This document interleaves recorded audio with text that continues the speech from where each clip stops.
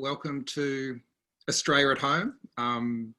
Before we get started, I do want to acknowledge we are all of us on Indigenous land. I'm on the land of the Gadigal people of the Eora Nation. I know you're all joining me from different stolen lands across what is now known as Australia. And I do pay my respect to elders past, present and emerging, also to all First Nations people here with us today, recognising that the privilege I enjoy on this land came at a great cost to others, that sovereignty was never ceded and that injustice continues to this day. So for those of you who are returning to Australia at Home for day 4, great feedback. Thank you for your active engagement and we're taking all your suggestions on board. If you're new to Australia at Home, welcome. Here's the idea. While we're all in lockdown, this is a place we can get together each day to share ideas and support each other across civil society. As Tim Costello put it so beautifully on Monday, we may need to be physically isolated, but we do need to be socially connected. And I've been really keen to get some of our elected representatives into our chats, and I think Thursday might become our poly day, because I'm really interested in how our leaders are going and how they're thinking through these profound challenges. So don't worry, we're not going to put on a poor person's National Press Club. This is more a chance to invite people that we respect into this space and get you to have a chat with them. So before I introduce today's guest, Tony Burke, just a little bit of housekeeping for those that are new. First, we're still working this all out. So if things go wrong, do bear with me. If the video gets a bit laggy, we may ask you to turn the video off. You know, this is Malcolm Turnbull's NBN. It was only ever set up to download Netflix, so we're doing with it what we can. This is also interactive. So for first-time users, there's a chat function. You click at the bottom. There you can ask questions and our team will triage those and push some of those up into the main stage. Also encourage you to use the gallery view at the top right so you get a sense of who you're in the room with, which is a great group of people across civil society. There's been lots of opportunity for people to ask questions directly of Tony, but we are recording this and we will post it, so I'm sure we're all going to be nice. Finally, a shout out to our partners, Guardian Australia, the Centre for Australian Progress, the Community Council for Australia and Principle.co. So let's get started. I'm really honoured that Tony Burke has agreed to join us today. I'm not going to give his full CV, but it's sort of everything. He's been a union official, a state parliamentarian, a government minister, and now a senior member of the opposition leadership team. And he's also an absolute music tragic. So welcome to Australia at Home, Tony. And I want to start by asking you what we've been asking all our guests, and that's how are you going? It's weird and it's tough for everyone. Obviously, some people are going through a much more difficult personal circumstance than I am, obviously. But the mere fact that everything we would normally do in a day is now gone in terms of how you would normally interact. I mean, one of the weird things for a member of parliament, like part of the job in being out there is you meet as many people as you can, you get close to them, you shake hands, you touch them. That moment of very direct connection is now, not simply something that is not available, it's something that is the wrong thing to do. And so we're all finding new ways of trying to reach people. So there's, most offices now are engaging in phone calls to people who are aged over 80, just trying to check that people are okay. And I guess this is where, for the awfulness of what we're going through, you also get moments of pretty serious optimism, like you'll ring an elderly person, and more often than not, they'll have a list of 4 or 5 people who in different ways are checking on them, even if they don't have direct family. So the connectedness is sort of in the worst situations. Sometimes you see some of the best. It's not all the best. I'm not pretending it is, but there's moments of real sunshine that I guess we otherwise wouldn't have seen. And I'm taking that's not your home study you're in with all those hand studs behind you. So you're working a bit between home and the office at the moment. No. My bookshelf looks very different to these things. No. I've been spending almost all my time working from home. I've actually only come in here because there'll be a better internet connection than home, because home is both an office and a school at the moment as well. So the only area that I've got, the connection might not have survived this. So I'm here briefly, and then I'll be out again. Great. Hey, and what about the being in opposition bit at the moment? Do you reflect on the fact that if Labor had won the election last year, you'd be in a very different space now? And I wonder if you think things would be playing out differently. You kick yourself every day on this one, and have ever since we lost in 2013. But you kick yourself most when it's a time where you're seeing people in real need. So effectively, you go from being in a position where you are the problem solver, where you see a problem and your role is to fix, and the challenge from the public is whether or not you're delivering on it, which is a really healthy challenge, to being a loud commentator, except when Parliament sits, when suddenly you've got a different level of clout. So, it happened to me initially when I saw different environmental reforms that I'd implemented, like the oceans and things like that, watching them disappear.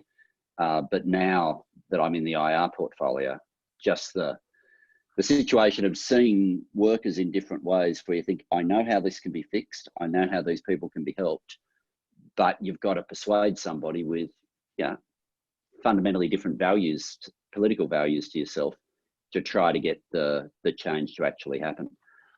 So you feel it deeply, and a lot of people ask in terms of where would you like to be. What gets you isn't where you'd like to be. What gets you is the frustration of seeing someone who you want to help, who you believe should be helped, and not having your hands on the levers to be able to do it.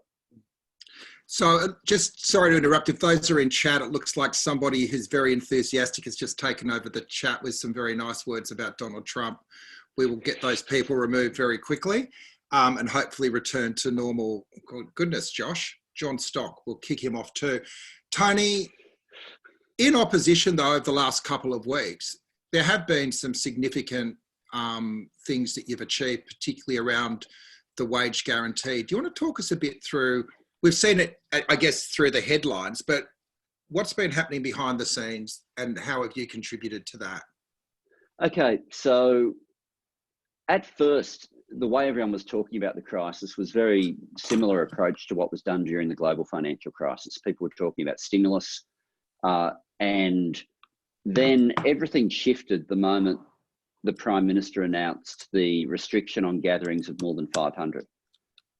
And the first group that saw the restriction really were the major events industries, the arts, the entertainment industries.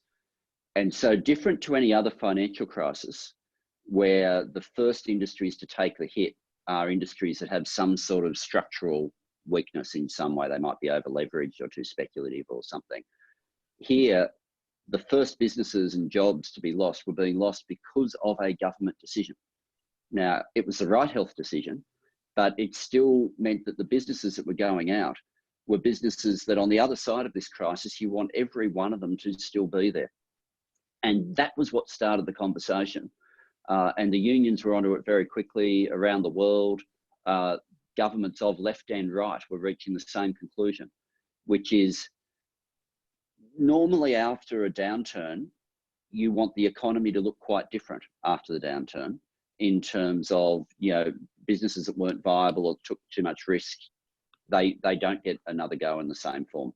Here, because the downturn is by government decision, you want as much as possible people during this time to be living in the same home, to be able to hold the same job, to be able to pay their bills, and at the end of it, to get as close back to life before this as possible. And that meant preserving the relationship between the employee and the employer was everything. Not just a side issue, everything.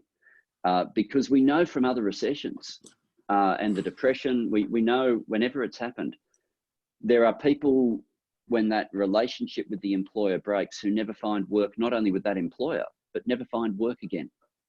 So more you can, sorry. Yeah. So to what extent do you give the government credit for moving on this and landing where they have? Oh, at the first, the fact that they have moved is monumental. The fact that they've moved to a policy that normally isn't within their logical frame, and that they put aside some of their ideology, not all, but they put aside some of it, is a good thing. And you can't deny that. Obviously, I'm frustrated about the hundreds of thousands of people who queued up to Centrelink when the government was ruling out this idea, when a whole lot of them would not have had to have their lives turned upside down. There are also some businesses that made decisions to close during that period. And so they're not eligible in the same way as if it was a more temporary stand down. So, yeah, there's a frustration in the delay and the government's period of flatly ruling everything out. The fact that we're now there with a wage subsidy for the people it applies to, it's going to make a huge difference. There are still large numbers of people who it doesn't apply to, who the public probably think it would. And we had our first briefing from Treasury today, where we started to be able to get our heads around that. Great. I'm at this point, I might just see if Tim Kennedy's in the room and wanted to say anything from a union perspective on how the movement's achieved this significant turnaround. Tim, are you there? Tim's not there, so we'll keep going. Can I just add something? Yeah. So can I just add something before we get to any detail on what happened during that time? Because let's face it, it wasn't just, Sally McManus and Michelle O'Neill leading it from the union movement, Anthony Albanese, myself, Brendan O'Connor, making the opposition's case. This principle, we had activists all around the country who were demanding the one simple message that we need a wage subsidy. And without that, I don't think for a minute we would have got there. So yes, some of us in politics were sort of in the front line of making these sorts of calls, and some of the minor parties as well. But it was that wave of members of the community, civil society, unions, business, saying this will make a fundamental difference, which is the way you win an argument, and the way this argument so far has been won. But there's still, as I say, some elements that are going to need to be fixed. Yeah. Now, just to let people know, we've turned off the chat because some people hacked into it. So this is a learning thing in terms of the security of Zoom. But we know who's in the room, and I might from time to time call on people to ask questions. We're going to try Tim again because I think he is in the room. And you are now unmuted. Hi, Tim. Hi, Peter. Yeah, we eventually got unmuted. Look, it's a great opportunity to come and speak to this group, Peter. I mean, the United Workers Union, we're a large general workers industry union, 150,000 people, and our union, we like to think, is really a frontline union during this health and economic crisis. We've got workers that fall into three main categories. At the moment, we've got our frontline workers who are working to contain the pandemic. So that's our health workers, our cleaners in the hospital, our aged care workers, our nurses' aides, our paramedics, and we've also got the people who are making certain that the supply chains run. So we represent all those food processing workers, dairy, poultry, food processing generally, and the logistics workers through the supermarket warehouses to make certain that toilet paper starts to get out of the warehouses onto shelves. But we've also got the workers who have felt the pain straight away, and that's in the entertainment and hospitality and tourism sectors. In casinos in particular, we lost 10,000 members in one day. And so you see that this crisis is of a magnitude that really informed our response to the crisis, in that we have been focusing not only on a jobs guarantee, but an incomes guarantee. And really what we've seen from the government is slow, steady movement, but we're not where we need to be. We're not where we need to be because it's not universal in its application, this jobs guarantee. And it's also big questions of whether it's going to be enough. And I don't think people, and we're slowly getting there, that this is a recession verging on a depression very quickly because everything has just stopped and the system is not working. It's only 10 years since the 2008-2009 credit crunch.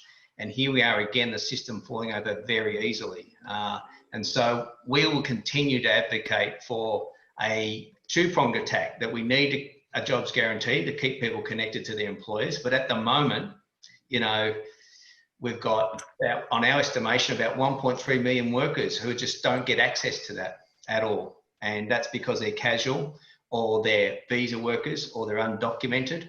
One of our major employers, Good Start, which is an early childhood education provider, because of its turnover, annual turnover over a year, is not eligible to try and keep those workers connected. And so there are some fundamental problems with this policy. When the Prime Minister says we're all in this together, we're not. And our concern as a union is that the privilege in which you came into the crisis is being preserved as you go through the crisis. And we think an opportunity here to advocate for something that really brings everyone along and looks after everyone. It's not good enough that those who were underworked and were looking for work at the crisis, while they've improved it to about $550, the reality is we're having two classes of people come through this crisis. And it's only about a month ago, this government says it is not budgetally responsible to increase New Start. And here we are today, a month later. So the entire premise of the economy is being unwritten in front of us. So, Tony, is there an argument for Labor pushing to amend the wage subsidy as it's been presented to date, do you think? And if so, how, given that Parliament's sort of been closed down for 5 months? Well, we'll be sitting next week, but good. It'll be to deal with this. Our call, which I'll say now, and I'm saying every chance we get, is Parliament should be meeting as often as possible. The concept that because of this sort of crisis, you don't need Parliament, it's the exact opposite. Right now is when you need it most. You've got people going through the most extreme crisis, and you've also got the biggest rollout of government money occurring. So the principles of advocacy and scrutiny, the two things you do through Parliament, you have a stronger argument for them right now than you ever do. So Parliament should be meeting, and the idea that they could have shut it down till August was always ridiculous. Yeah. So we'll be there next week, but it'll probably only be a day. That's not with our agreement. That's, we've wanted it more than that and have voted that way as well, but that's where it'll be. In terms of amendment, we don't have the ledge yet, but there's a few things we know that we're now fleshing out as real problems. The first is this casuals rule about casuals who haven't been working for 12 months, not getting a cent. Can I just give a few examples of who that leaves out? Because they're people who you'd think were in. Casual teachers who move from school to school, and so each school's a different employer. You might have been a casual teacher for 2 or 3 years, but unless you've been with the one employer for more than 12 months, you're completely ineligible. You'll have a series of businesses which have been heavily impacted on through the crisis, particularly in retail and hospitality, that are the most casualised and high turnover industries in the country. So massive numbers of people there who miss out. If you're in the entertainment, arts, public events industries, then you work on forward contracts, and that is how you have a full-time job, but it's a different employer each gig. And so once again, you fall outside of the wage subsidy system completely. So those sorts of issues, we can't work out exactly how you'd amend it till we see it and exactly what the process would be. But in terms of holes, if you've got two objectives, one, you want to keep businesses running during this, and two, you want to preserve people's relationship with their employer, then you can't leave people out in that way. Visa workers are in a similar situation as well, where there's a clear gap there. And there will be businesses that otherwise would have been able to keep going during the period that have to tank because of these rules. And some of them, the decision as to whether or not we can widen the 12-month rule on casuals will determine the outcome of those businesses. They're more likely to be small businesses than big ones. But even in construction industry, people move from job to job. There's lots of people who will be employed as casuals on construction sites where the employer changes during the course of the year. But they clearly are permanent within the industry. but casual with each engagement. None of those people are going to find that this program provides them with assistance in any way. So we still want the ledge to go through, but the area for amendments is going to be significant. Thanks, Tony. Now, we've turned the chat off because people ruined it. If anyone's got a question, they can go to direct messaging the people that are seen on tech support. But I'm going to call up Emma Dawson from Per Capita just for a bit of a reflection on what needs to happen with this guarantee, and maybe to ask you a question too, Tony. Thanks, Peter. So a comment first. I think everything Tony just said about the impact on casuals is really significant, and it's good to hear that Labor's going to look hard at that. I'd just like to bring attention to the fact that the top couple of categories of employment that are highly casualised and have a high number of casualised workers who have been employed for less than 12 months are accommodation and food services and retail trade, and they are heavily dominated by women. So there's going to be a disproportionate impact, as there is with everything, and as Tim said earlier, the privileges and the inequalities that exist in our society are being exacerbated by this response, and the impact on women is going to be considerable there as well. The third category that falls into that highly casualised short-term employment is healthcare and social assistance, again dominated by women. Now those women are less likely to be out of work because they're pretty frontline workers in this crisis, but again, if they are out of work for any reason, and there's a lot of disability and aged care workers in the home care sector that will be finding their employments pretty tenuous at the moment.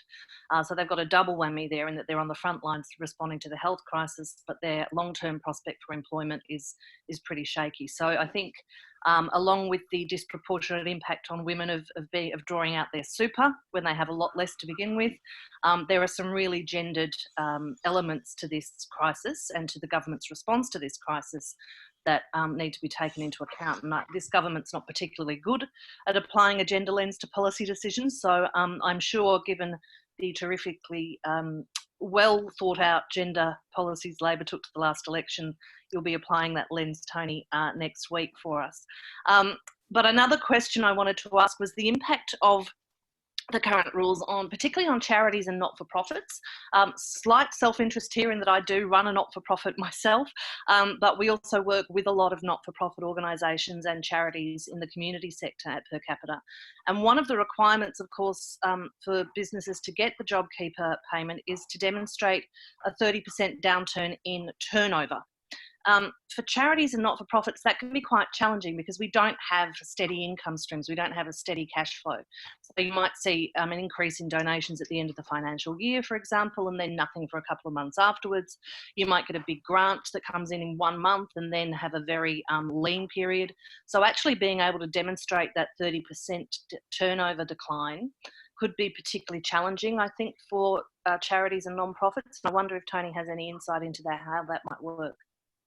Yeah, thanks, Emma. I'll deal with both issues. I'll deal with the charities issue first that you've just raised, which we raised. This was raised during the briefing that happened with the government today as well. Now it looks like, and none of this is confirmed until we actually get there and see the legislation. But it looks like there'll be a discretion for the ATO to be able to deal with these sorts of anomalies, where there are some industries where, and you've raised one, but there's quite a few, where the 30% downturn rule is complex. And so that will probably carry over and deal with the issue you raised. But yeah, all bets are off until we see the ledge. But that's what we're hoping, and have some comfort from the briefing we had today. In terms of us putting a gender lens on this, let's not forget, and I agree absolutely with the examples you gave. They are examples that the day the government announced this, I'd spent the whole morning pushing in the media, because let's not forget, what they had briefed the papers they were going to do that morning was full-timers only. So what they were going to do was, off the scale in terms of potential gender impact, or not potential, in terms of gender impact. They ended up, I can only presume, changing it during the course of the day, which shows that if they're willing to fix some anomalies, then we should keep pushing hard to try to get the other ones fixed as well. Hey, I've got a question here from Matt Moore about Parliament. I don't know if you're there, Matt, and whether you want to come on and ask the question.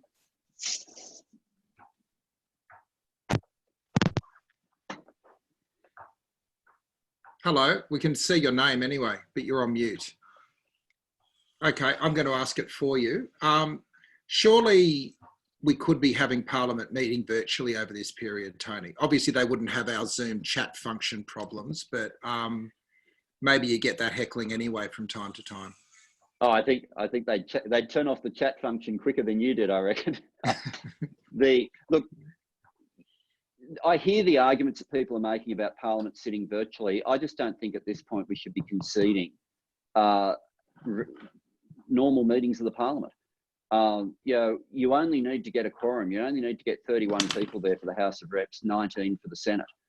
There is no doubt you can get many more than that, still observe social distancing, get people there without problems. Some people from some of the states that are further out have already based themselves on the East Coast. Other people will make sure that they get there. You do gain something by having people physically in the room. You still do. And if you can do it in a way that still protects public health, and what we did last Monday showed that we can, I don't want to concede that yet. I want Parliament to keep meeting in the normal way. At moments like this, you can start giving away times that countries have given away key tenets of their democracy have often been during times of crisis where there was an argument at the time that seemed plausible, but once you give these things away, you've established a precedent that you can regret. And so I agree with everything except for the word virtually. I think right at the moment, Parliament should be meeting. And we should be doing what we've been doing, is not getting everybody there so that we can observe the social distancing public health requirements. And the media covered the spacing. There was a lot more than the spacing that we did when Parliament sat. So doors were chopped open so that we weren't all touching the same door handles, because it's those contact points where this thing gets spread. We did weird things, like when the Speaker put a question that the opposition was going to vote yes to, instead of asking that the question be agreed to, it asked that it be disagreed to, so that we didn't all have to move across and sit in each other's seats, because that again becomes a way that this thing can spread. So there's a whole lot that has already shown that we can do it and still meet physically. I don't want us to jump to the virtual argument when we can obey every health restriction at the moment and still have people physically in the room. Thanks, Tony. I'm going to call on Paul Karp, who's one of the journalists with Guardian Australia. Guardian Australia is sponsoring this series, so they're a real ally of us. And if you're not contributing to Guardian and you want a central point of truth to remain in Australia, please do so.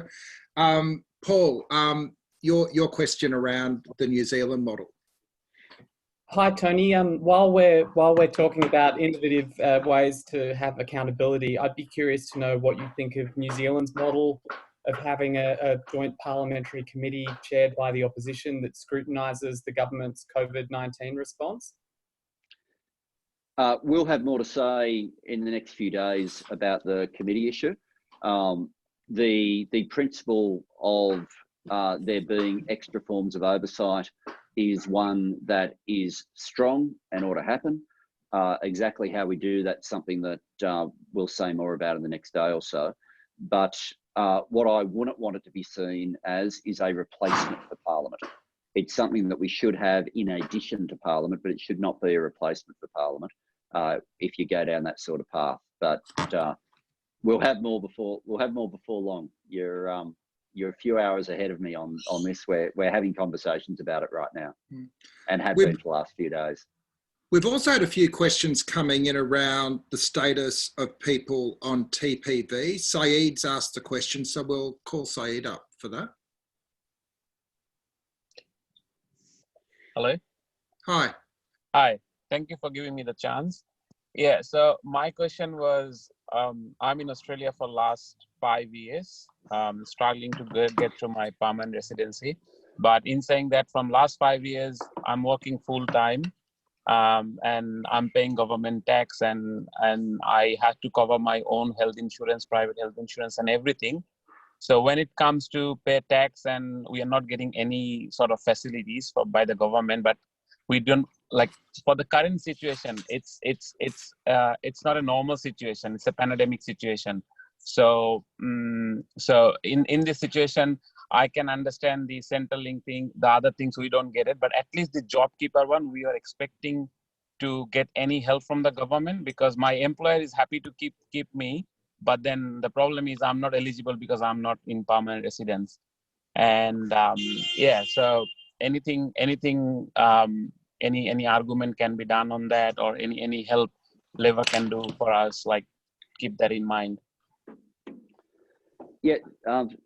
Is that straight to me, Pete? Yep, go for it. Yep. Yeah, thanks, Syed.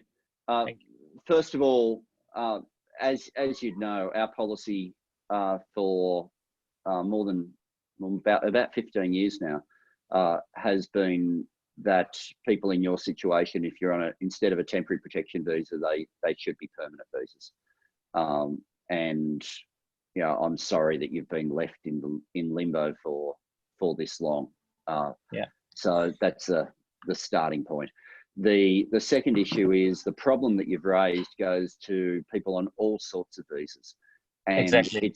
it's not simply a challenge in terms of your work and your own rights. It's also a challenge in terms of public health. If you have no support and you have no healthcare, how can we create a situation where people have an incentive to be able to self-isolate when they need to? Exactly, correct, right. And so Christina Keneally and Andrew Giles and Chris Bowen have all been arguing this. They've been on the front line for us on this. But effectively, there are different ways that the government can fix this. But what matters to us is that they can't simply leave this ignored. You know, it's not simply, there is a strong enough argument just in terms of people's dignity to be able to fix this for the visa holders themselves. There is also the extra layer of a public health argument for the whole country, where you've got people who, even if they wanted to leave the country, cannot. And we need to have a situation in the interest of everyone's health where people can get healthcare, and if they need to self-isolate, they can afford to do so. While we're working around the chat issues, there is also a function on participants to raise their hand, and I think it's great that one of our elected representatives has been so polite as to raise his hand, which is Senator Tony Sheldon, who's had a fair bit to do with international workers and the gig economy. So we might call Tony up to the stage for a sec. Good, thanks very much, Peter. And Tony, look, the question of rideshare and food delivery workers, you know, critically keeping literally the country fed and moving.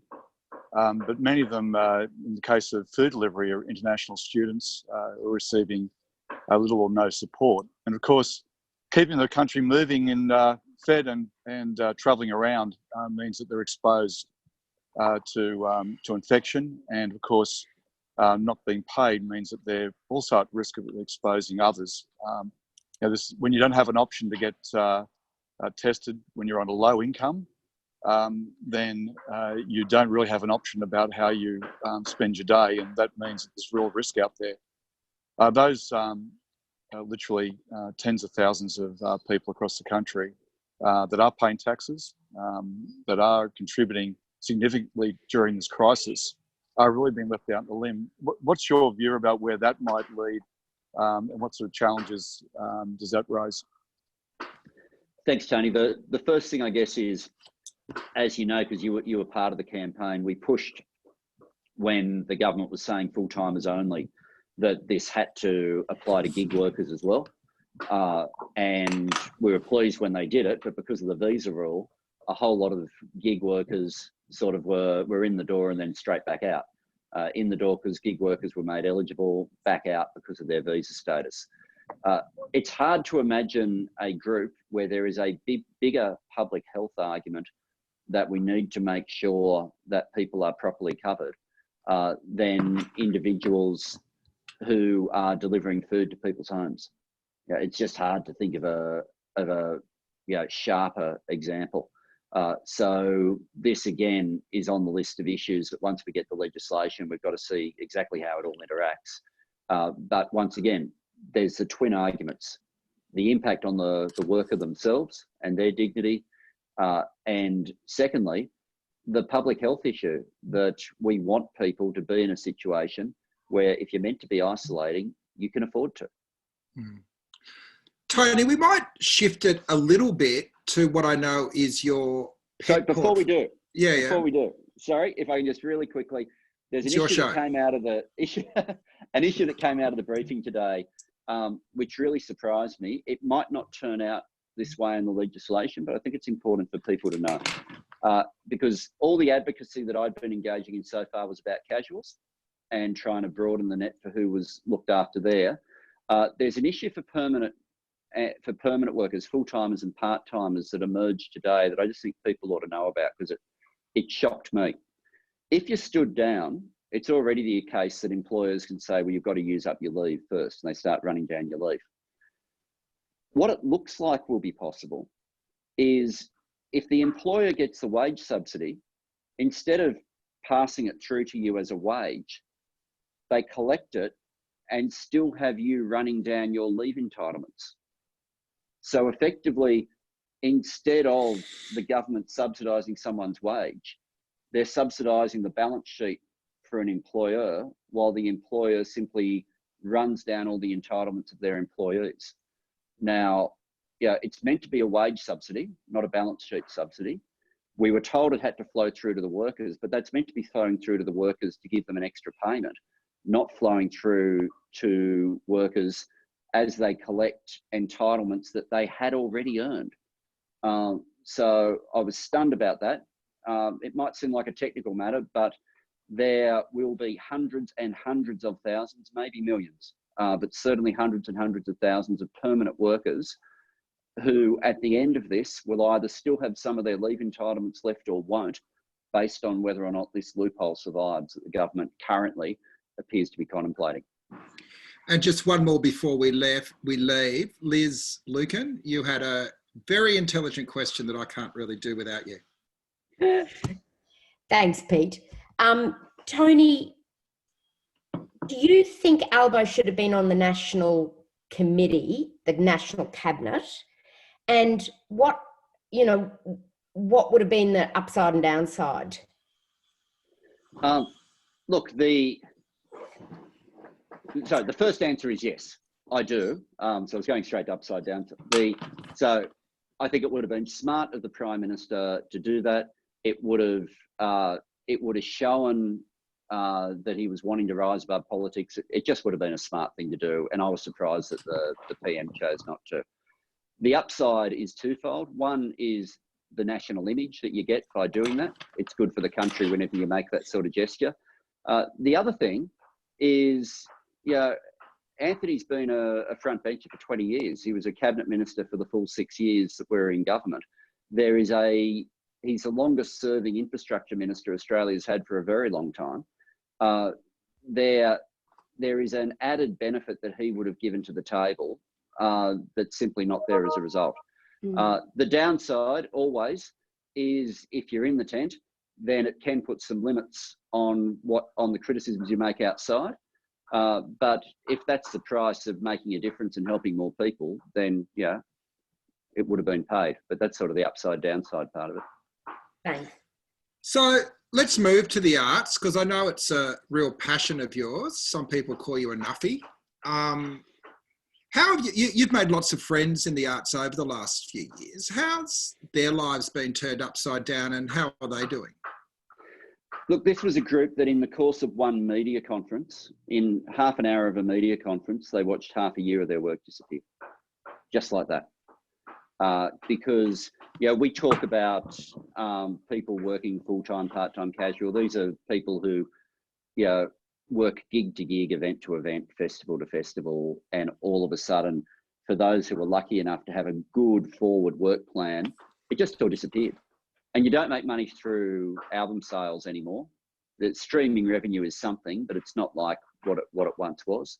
So live performance is critically important. So and similarly then, like, it was the musicians who got hit first because of the festivals being cancelled, and then gradually the shutters came down on people in theatre and other sorts of performance.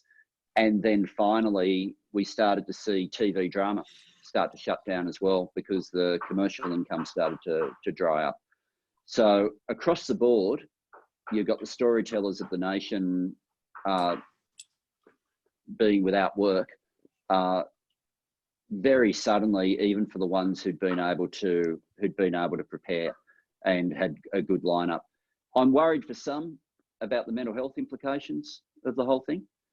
Jobs that really run on adrenaline. Not all arts jobs do, but a lot of them do. And yeah, it's not just the performers; it's the roadies, it's the managers, all the people who can put the ushers, everyone who puts something together. They're off. A lot of them are nighttime jobs. A lot of them are jobs where the mental health issues can be quite specific. And so I've been concerned about that. I'm also concerned seeing a whole lot of good things that people are doing. Like you go through an Instagram stream at the moment, and there's a great festival on the weekend where it went from lounge room to lounge room from different musicians. So I tuned in for Alex Leahy, Alex the Astronaut, Sarah Blasco, Sarah McLeod, Josh Pike, tuned in for a few of them, but the whole thing went for 2 days. But when that was happening, they were all doing it for free. The only fundraising they were doing was the Support Act, which is the welfare arm that supports their industry, and trying to raise some money for that. And the ways that they get revenue, we still don't have a response from commercial radio that they'll play more Australian music during this time. We still don't have a response from streaming services that they'll do more to promote playlists that are Australian music, so that the royalties are going back. But beyond all of that, even if we can get those things, that'll only help one layer of the industry. You can't fix this without an art-specific industry package. And I remain stunned that we don't have one. Like, this was the first sector to be shut down. It'll probably, along with tourism, be the last to have the shutters lifted. And I'll tell you, the festivals are going to be damn good once the shutters are lifted. The places will be packed. But in the meantime, we've got to make sure that people, this could be a time that people get enough support that the industry survives, and people who write and create material get to spend time writing and creating. But what happens if during this time venues get sold? A theatre company that can't afford the lease anymore, do they just decide to turn it into a residential development? There's a whole lot of the infrastructure for artists that might not be there. And ultimately, arts are, it's entertainment, but it's also the basis of how we tell our stories and the culture of the nation. We lose a hell of a lot if we start to see this slip away. And at the moment, it's not that I can argue the government response for the arts isn't good enough. There, in fact, is not a response yet. Yeah. I might call in Marcus Strom, who's the federal president of MEAA, which obviously has Actors Equity as one of their key components, just on what's going on from his members' perspective. Thanks, Peter. I'm president of the media section, not the whole. Oh, sorry. Thing. I don't want to. Mea culpa. Don't want to be accused of letting me attribute it as something and then it go through, as we've seen in the past in public life. So we've had a few emergency board meetings. Yes, we represent journalists, but we represent crew, we represent musicians, we represent actors, and we're really hurting. I asked to get some numbers on how many of our crew and actor members are out of work, and I was told you can roughly say 100%. So everyone has lost work. There's only one shoot going on in the country, in a bunkered down warehouse in Richmond, in Melbourne. One crew, they've all gone into isolation together and they're determined to get a film done. Other than that, there is no shooting going on anywhere in the country at the moment. Which movie? It's a remake of Children of the Corn.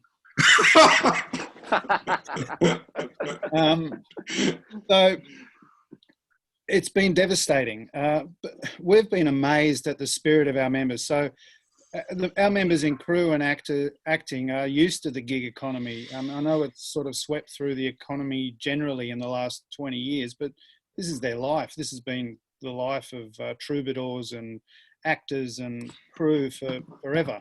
So they're teaching us in the media section a bit about the rise of freelance, about how to survive as a gig worker. But the job keepers allowance is not flowing through to them, as Tony was saying. It is because these people go from gig to gig as taxpayers. Very few of them are working as ABNers. They get employed for 3 to 6 or 8 months, if they're lucky, on a shoot or on a live theatre, and it closes and they move on to the next one. So they're not eligible for job keepers at the moment, and we've been lobbying and been working with Tony and others to try and get the government to listen to that. We've also been amazed that what we did as a union right up front a few weeks ago, as soon as we saw this tsunami coming, we wrote to all our members and said, you can apply for a fee waiver for all your membership fees, because we knew a lot of our members would lose all their income. It got taken up with, I think it's about 13% of our membership has applied for a fee waiver. We're in a good financial situation, so we can handle that at the moment. But we've actually had members offering to pay more fees. We've actually recruited. In March, we went up 700 members because people are coming together as a community. So there's a lot of sadness going on in the arts at the moment, a lot of deep sadness, but people are finding innovative ways to re-emphasise community. I mean, the Melbourne Symphony Orchestra has been did a live concert. They probably can't do that anymore.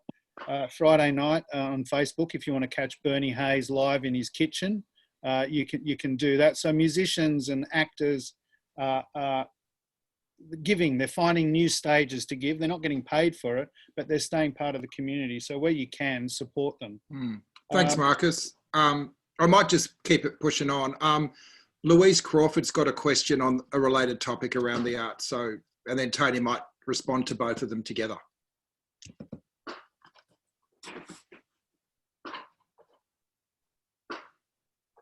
Have we got Louise there? Well, maybe just respond to Mark. Yeah, hello. Oh, hello.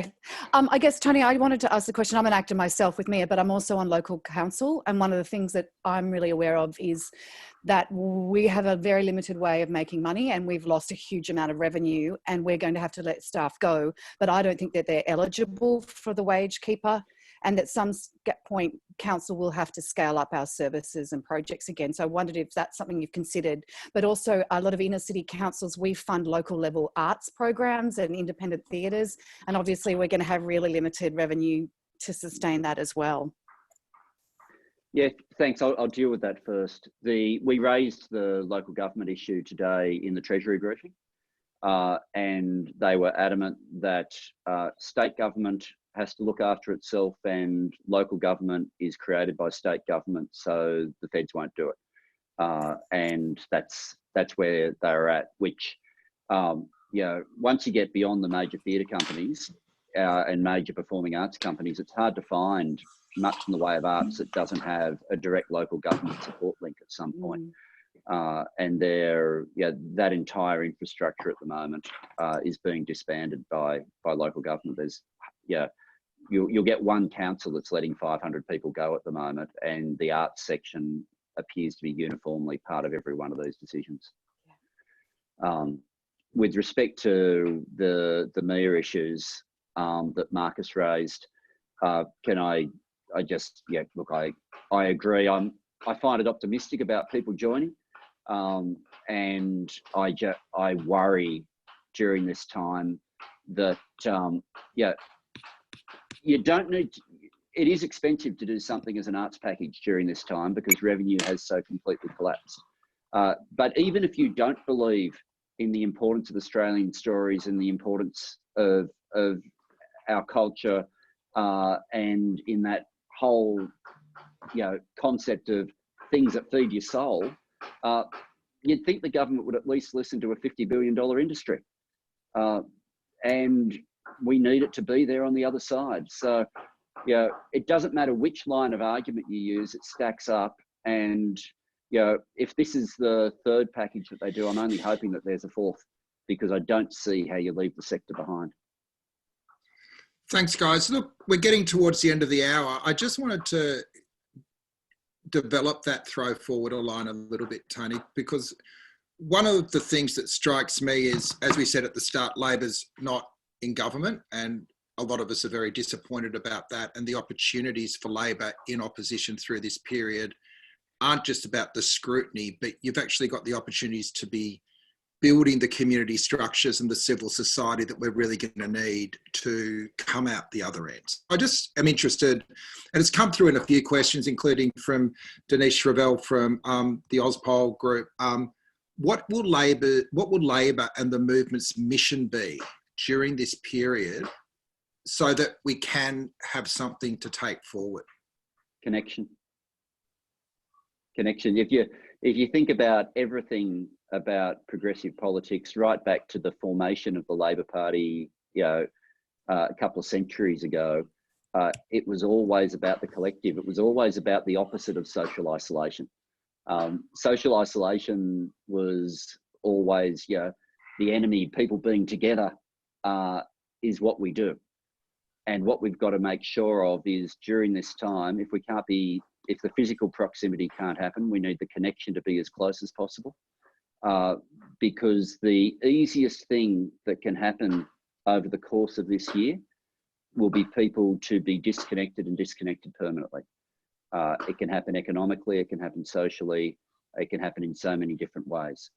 But I don't think there is anything that is more important, both for what we can give society as a party now, but also the sort of momentum we will need for the next election to get a different outcome. It all comes to maintaining those connections between people, between community groups, and to find a way to keep the conversation going much further than just activists as well. If we can get that right, then the foundations out of this will be true to us. But if we end up with a situation where isolation becomes much more of the national character than it's ever been, it becomes a much bigger social problem than what people might be experiencing right now. Thanks, Tony. And that, I guess in a way, that's kind of what we're trying to do with Australian Progress and The Guardian and the Community Council. It's to create this little place that people can go to every day at lunchtime to share those ideas. And we've got a small community at the moment. We hope that people share their experience and keep coming back. Tomorrow and every Friday, we're going to be running a session that's more focused on health and well-being for people. And then next week, we'll have daytime speeches with people like Kelly O'Shaughnessy from ACF, the Human Rights Commissioner, Ed Santo, and I'll be doing the Political Geek Fest on a Tuesday with Catherine Murphy as well. So, Fantastic. yeah, so we'll be sending out feedback forms today. We are going to spend the next 24 hours working out how we can stop people who swear going into the chat.